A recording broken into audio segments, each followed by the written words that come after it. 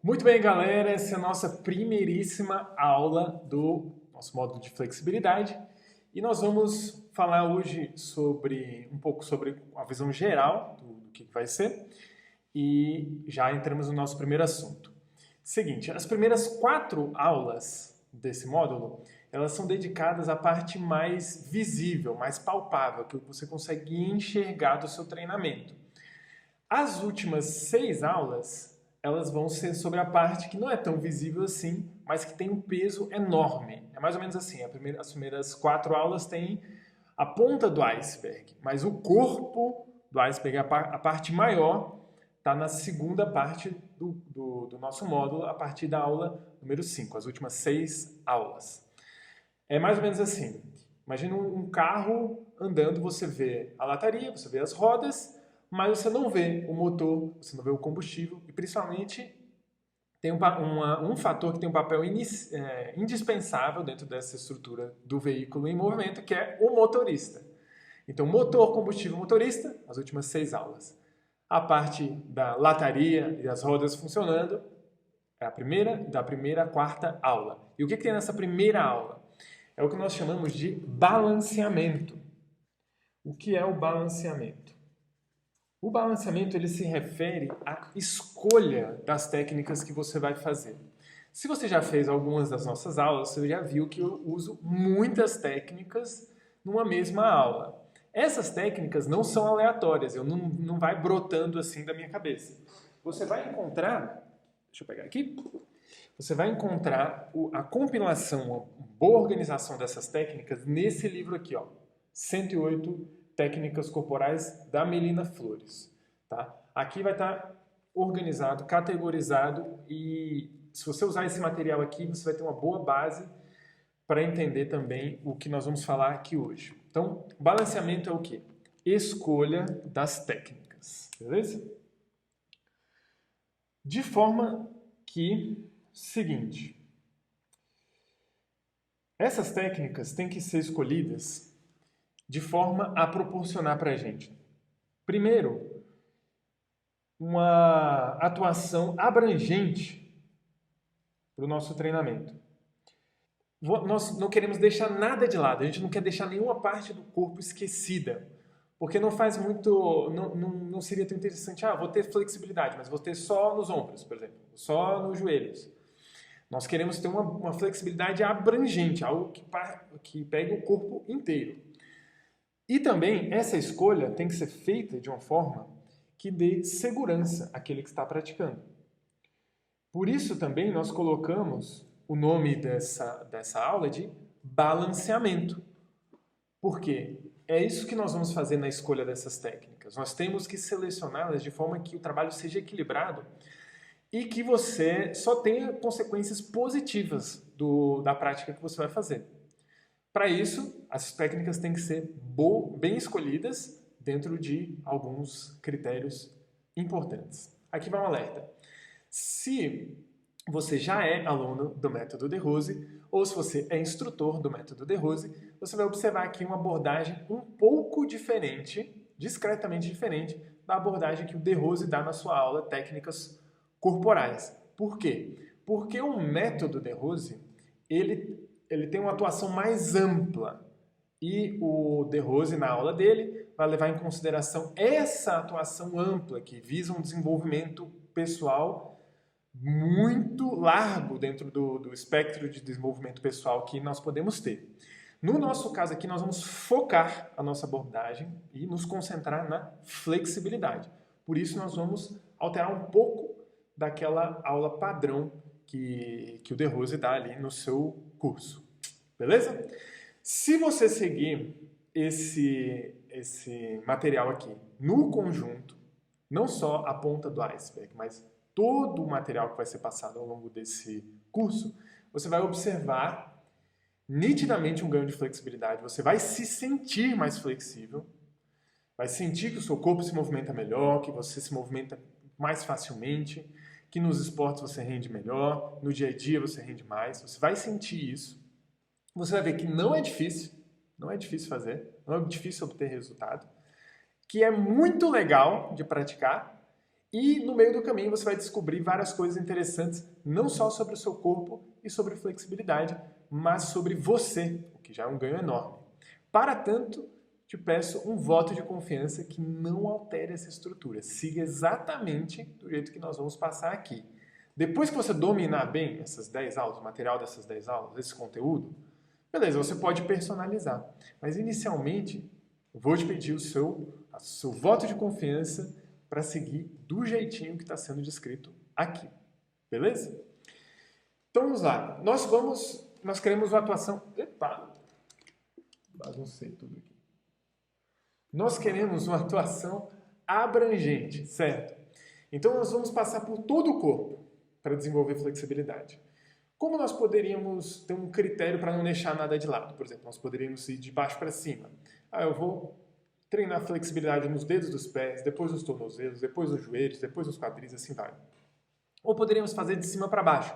Eu vou trabalhar a flexibilidade no pescoço, depois dos ombros, dos braços, do tronco e assim vai. Mas nós não vamos escolher nenhuma nem outra dessas opções. Nós vamos pegar como referencial a coluna vertebral. Por que nós vamos fazer isso? Porque se você conseguir aumentar a flexibilidade da sua coluna, você vai conseguir aumentar mais facilmente a flexibilidade das outras regiões. Tudo está, de certa forma, ligado ali à coluna vertebral. Por exemplo, se eu trabalhar a flexibilidade no punho, o que isso vai alterar a minha flexibilidade do tornozelo? Muito pouco. Mas, se eu mexo na flexibilidade da minha coluna, aí sim, aí eu consigo, eu mexo na coluna, eu estou atuando de alguma forma nos braços, nas pernas, no corpo todo, no tronco.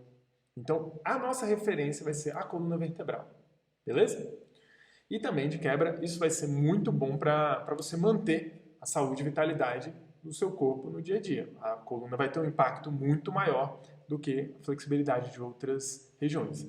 Então, o nosso centro de atenção vai ser a coluna vertebral. E nós vamos começar estudando um pouco quais são os movimentos possíveis para a coluna vertebral. Dentre esses movimentos, nós vamos separar, primeiro, 2 blocos. Tem um tipo de movimento que você necessariamente tem que fazer igual para os 2 lados. Por quê? Lembra que o nome da aula é balanceamento. É o balanceamento que nós estamos querendo. Opa! Aí. O balanceamento que nós estamos querendo. Então, você fez o negócio para o lado, você vai fazer de forma idêntica para o outro. Então, essa é a primeira categoria aqui. De forma idêntica para os 2 lados. Por exemplo, se eu faço uma flexão lateral ou lateroflexão, a gente fala também, tecnicamente, né? A flexão lateral, o que é? Você tem a coluna aqui, retinha, na posição vertical, e você vai fazer uma curva lateral da coluna. Necessariamente você vai fazer uma técnica idêntica para o outro lado. No caso da flexão lateral, você muda o eixo da coluna, certo? Mas tem um outro tipo de movimento, que é o de torção. Esse é um movimento que acontece no mesmo eixo. Você tem um eixo, não mexe nesse eixo, e você torce a coluna vertebral. E se você torceu para um lado, você tem que fazer de forma idêntica para o outro lado. Então é outro tipo de movimento. Você mexe no mesmo eixo, torcendo a coluna. Para o lado, torção, o que falta? Falta esse outro bloco aqui, que são técnicas que se compensam. É uma compensação mútua entre elas aqui. Como assim? Além da lateralidade, que às vezes pode ter, nessas técnicas aqui desse bloco de baixo, elas precisam se compensar uma à outra. Essas categorias aqui, elas são dependentes uma da outra. Você precisa fazer... Essas aqui, ó, elas são independentes uma da outra, certo? Independentes dessas, mas essas aqui não. Elas têm uma relação de dependência. Essa aqui é a flexão para trás, ou para trás, que nós também chamamos de retroflexão. Retro é atrás, né? Então, retroflexão é você flexionar a coluna para trás. Por exemplo, você está aqui, as pernas separadas, opa, flexiona a coluna para trás e apoia as mãos atrás das pernas.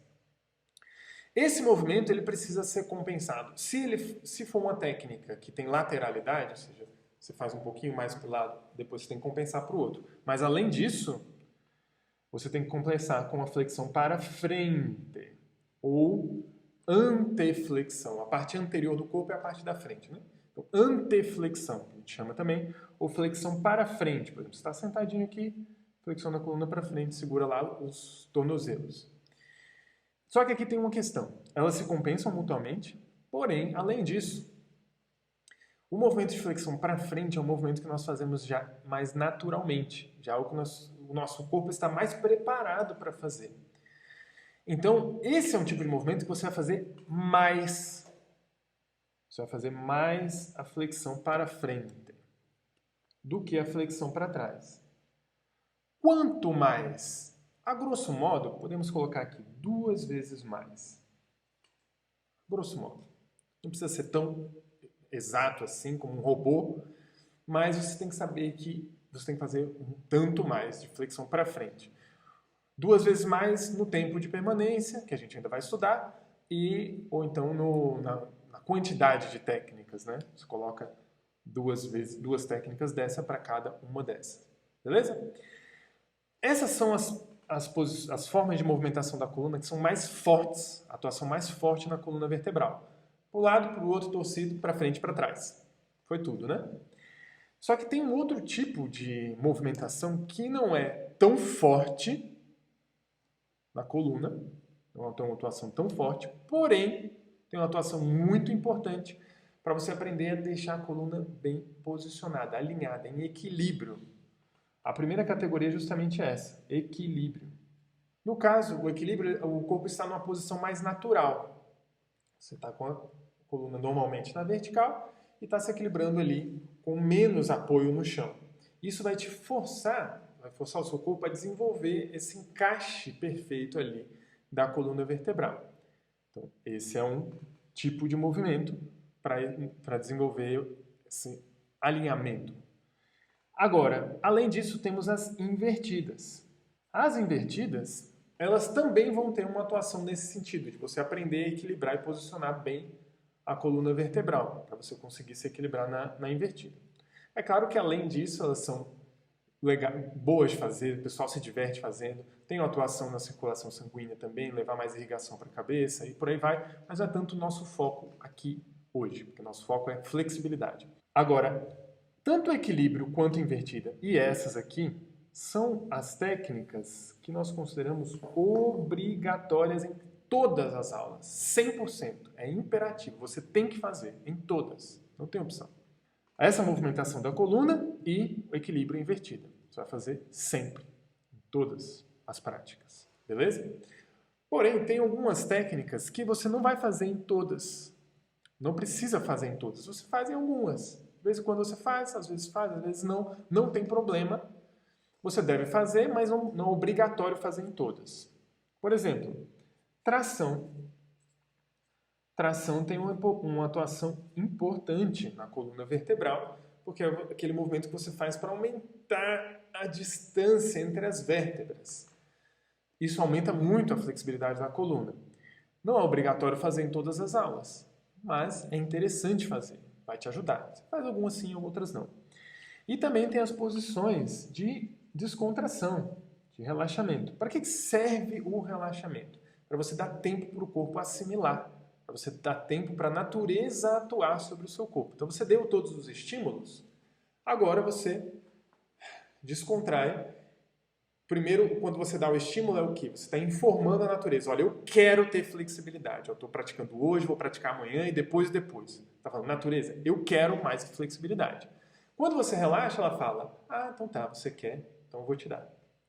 Agora, se você nunca informa que você quer, você nunca treina, o que ela faz? Ela fala assim, esse sujeito não quer flexibilidade. Se não quer, eu tomo de volta.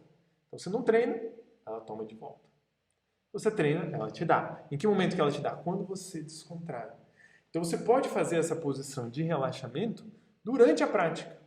Ou depois, quando você estiver dormindo, descansar bem.